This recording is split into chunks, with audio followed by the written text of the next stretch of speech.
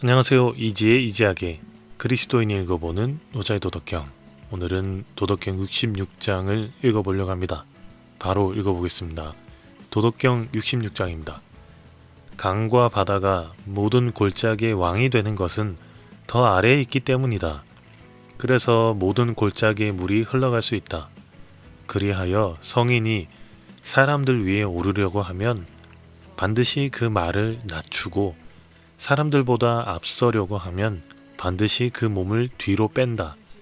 그러면 사람들은 성인이 위에 있어도 무겁게 느끼지 않으며 성인이 앞에 있어도 해롭다고 느끼지 않는다. 따라서 천하 사람은 성인을 즐겁게 추대하지 싫어하지 않는다. 성인은 다투지 않으니 천하 사람은 성인과 다툴 수 없다. 네, 여기까지입니다. 태어난 지 얼마 안 된 어린 양이 시냇가에서 물을 마시고 있었답니다. 그때 늑대 한 마리가 나타나서 이렇게 호통을 쳤대요. 저 비린내 나는 어린 놈이 어르신이 마시는 물에 물을 뭘 이렇게 흐리려고 있냐고. 그러니까 양이 눈을 깜뻑깜뻑하면서 대답했어요. 아이, 저 어르신보다 더 아래쪽 물가에 있는데 어떻게 제가 물을 흐리게 해요. 실제로 늑대는 개울의 상류에 있었고 양이 개울 하류에 있었대요. 할 말이 없잖아요, 늑대가. 그래서 잠깐 머리를 굴리다가 이번에는 이렇게 호통을 쳤답니다. 지금 보니까 작년에 날 욕하고 도망간 그놈 바로 네가 그놈이지. 그러니까 이번에도 양이 눈을 껌뻑껌뻑 하면서 이렇게 말합니다. 저는 작년에 태어나지도 않았는데요. 또 할 말이 없어진 늑대는 다시 이리저리 또 머리를 굴렸어요. 그리고 이렇게 엄포를 놓습니다. 그렇다면 날 욕한 놈은 네 형이겠구나. 네 놈의 형이 날 욕한 대가로 너를 잡아먹을 테니까 원망하지 말아라. 야, 말 같지도 않은 황당한 소리를 고래고래 지르면서 양을 잡아먹었다고 합니다. 이 늑대와 양 이야기는 17세기 프랑스 시인이자 작가인 장 드 라퐁텐이라는 분이 쓴 이야기랍니다. 이 이야기의 교훈은 힘 있는 자가 부당하고 황당한 말로 약자와 무방비 상태에 있는 사람을 공격한다라는 그런 걸 풍자해서 쓴 글인데요. 여기서 늑대는 힘 있는 자인 거죠. 그리고 어린 양은 억압받는 사람을 상징합니다. 어린 양은 아무런 잘못도 없는데도 불구하고 늑대는 그 힘을 이용해서 마침내 어린 양을 공격하고 잡아먹었습니다. 우리 사회도 마찬가지입니다. 강자의 위치에 있는 사람들은 언제나 그 행동을 정당화할 구실을 찾고 있다는 거, 이걸 다들 공감할 텐데요. 늑대를 통해서 여실히 보여주고 있습니다. 아마도 17세기 프랑스도 크게 다르진 않았던 것 같습니다. 늑대는 이미 양을 잡아먹겠다는 의지가 있었습니다. 이 의지가 있으니까 다른 모든 건 다 구실이에요. 핑계로 들릴 수밖에 없고요. 자신이 하는 말은 그냥 늑대 자신한테는 다 옳을 수밖에 없습니다. 최근에 의료 대란과 부동산 대출 대란, 또 명품백 사건, 욕설 사건 다 보다 보면 마음속에는 어떤 결론이 다 나 있어요. 그 결론을 향해서 모든 것은 허용되고 옳은 게 됩니다. 사람들이 반대하는 목소리가 점점 많아져도 상관없습니다. 내가 가진 의지가 옳고 그 의지의 목표를 향한 길의 과정은 언제나 옳아야 하니까요. 그럴 때 가장 잘 나타나는 게 귀를 닫고 입을 막고 눈을 감는 거죠. 다른 사람 안 봅니다. 이야기도 안 들어요. 대화하지 않아요. 대화하지 않으니까 자기 자신에게서 나오지 않아도 되는 편안한 방법이 돼요. 그런데 생각보다 많은 경우에 우리 모두가 이런 방법을 택합니다. 나의 의지가 있고 그 의지를 향한 길은 언제나 옳습니다. 옛말에 뭐로 가도 서울만 가면 된다고 하죠. 그 과정 중에 있는 고생과 고난과 희생은 자신과는 무관해요. 그렇게 눈과 귀를 닫고 있으니까 보이지 않고 들리지 않는 게 아니에요. 안 보고 안 듣는 겁니다. 자기 의지가 가장 소중하니까요. 노자가 살았던 때도 그랬고 지금도 그렇게 크게 다르진 않은 것 같습니다.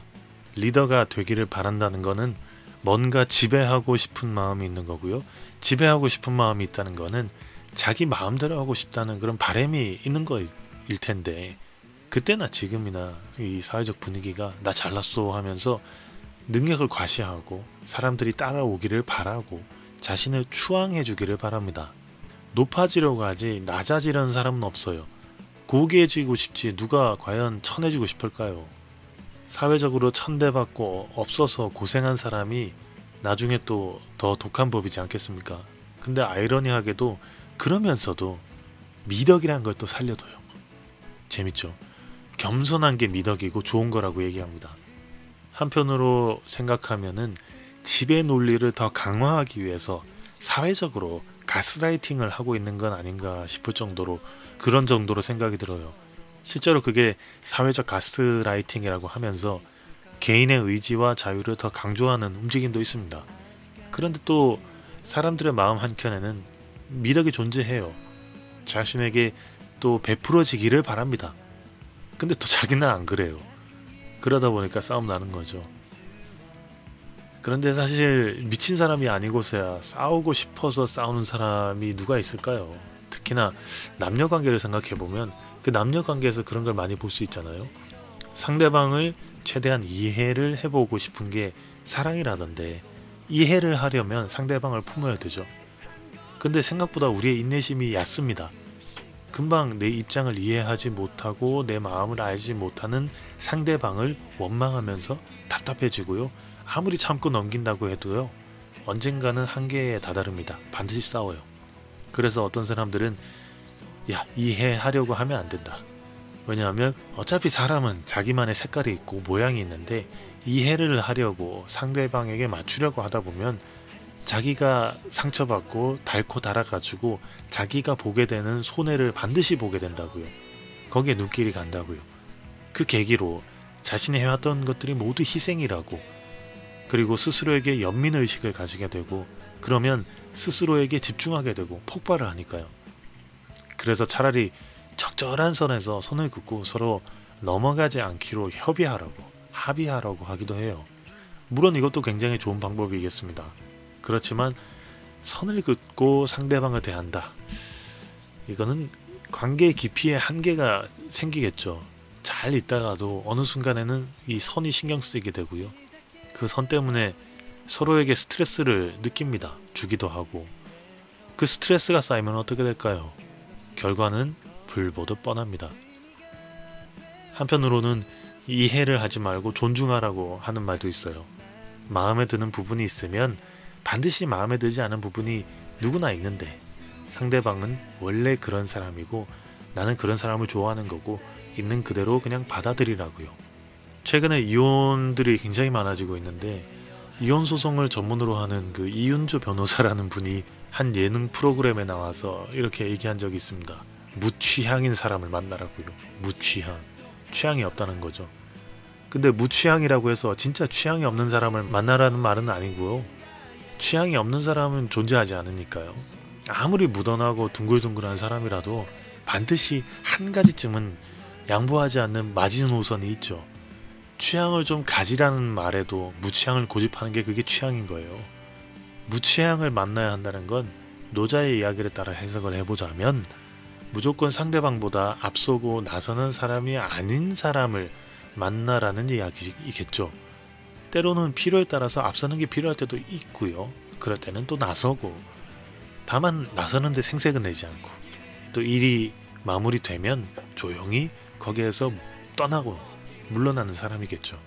그리고 필요에 따라서 뒷받침을 해주는 그런 사람이겠죠. 노자의 말에 따르면 사람들 위에 오르려고 하면 반드시 그 말을 낮추래요. 그 말을 낮추고 사람들보다 앞서려고 하면 반드시 그 몸을 일단 뒤로 빼래요. 그러면 사람들은 성인이 위에 있어도 무겁게 느끼지 않고요. 성인이 앞에 있어도 해롭다라고 느끼지 않는답니다. 무겁지도 해롭지도 않은데 이롭기까지 합니다. 그래서 모든 사람들이 즐겁게 추대하지 싫어하지 않습니다. 이게 바로 겸손이라는 것 같습니다. 무조건 뒤로 물러서 있는 것도 아니고 그렇다고 무조건 앞서서 나를 따르라 하는 것도 아닌 것. 겸손이란 게 고개를 숙이는 게 아니고 마음을 숙이는 것이라고 한다는데요. 그래서 겸손은 상대방을 존중하고 역지사지 마음으로 진솔하게 이해를 하면서 인정하는 거라고요. 겸손이란 게 아마도 넓게 감싸 안고 아래로 가는데 필요에 따라서는 위로도 가고 하나로 모여서 힘과 에너지를 집중하기도 하지만 반드시 다시 아래로 그리고 넓게 감싸는 그 물과 같은 것이겠습니다. 성경은 이런 가르침의 핵심인 것 같습니다. 레위기 19장 18절 말씀에는 이렇게 나와 있습니다. 원수를 갚지 말며 동포를 원망하지 말며 네 이웃 사랑하기를 네 자신과 같이 사랑하라. 나는 여호와이니라. 그리고 마태복음 18장 14절에는 또 이렇게 나와 있습니다. 그때 제자들이 예수께 나와 이르되 천국에서는 누가 크니이까?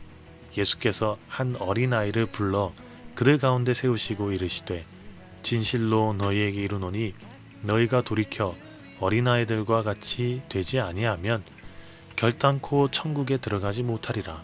그러므로 누구든지 이 어린아이와 같이 자기를 낮추는 사람이 천국에서 큰 자니라. 나보다 남을 더 사랑한다는 거 현실적으로 거의 불가능하기 때문에 신의 영역이라고 치더라도 내가 나를 아끼고 사랑하는 만큼만, 딱 그만큼만이라도 남을 생각한다면 별로 혼란스러운 일은 발생하지 않을 것 같습니다. 남을 나만큼이라도 생각한다는 건 그만큼 나를 최소한은 아래로 내린다는 말이겠죠. 노자는 다투지 않는 지혜를 말했고요. 성경은 낮아짐을 이야기했습니다. 둘 다 스스로를 내린다는 거겠습니다. 남보다 높다는 나의 자의식, 이거 누구나 있어요. 그 자의식을 내가 그렇게 대단한 존재가 아니다라는 거를 깨닫고 받아들이면서 스스로 깎아내리는 게 아니라 스스로 그냥 아래로 자처해서 내려가는 거예요. 그 자리가 자기에게 맞다고, 나는 거기에 있을 법한 사람이라고 생각하고 그 자리로 가는 거예요. 성경에도 그랬죠. 구석으로 가라고, 중앙에 있지 말라고요. 이게 존중이고 겸손이고 성경이 말하는 거룩이고 사랑이겠습니다. 노자도 이런 사람은 사람들이 기뻐하고 세워준다고 했고요. 예수님도 자기를 낮추는 사람이 옳다고 말했습니다. 생각해보면 지금의 나의 지위를 유지시키는, 내 모습을 유지시키는 모든 조건들이 있죠. 그거를 하나씩 하나씩 삭제를 하다 보면 나도 그냥 남들과 똑같은 사람인 걸 알게 됩니다. 모자라고 모나고 위선투성이고요. 자유의식과 자기애에 똘똘 뭉쳐있는 그런 모습입니다.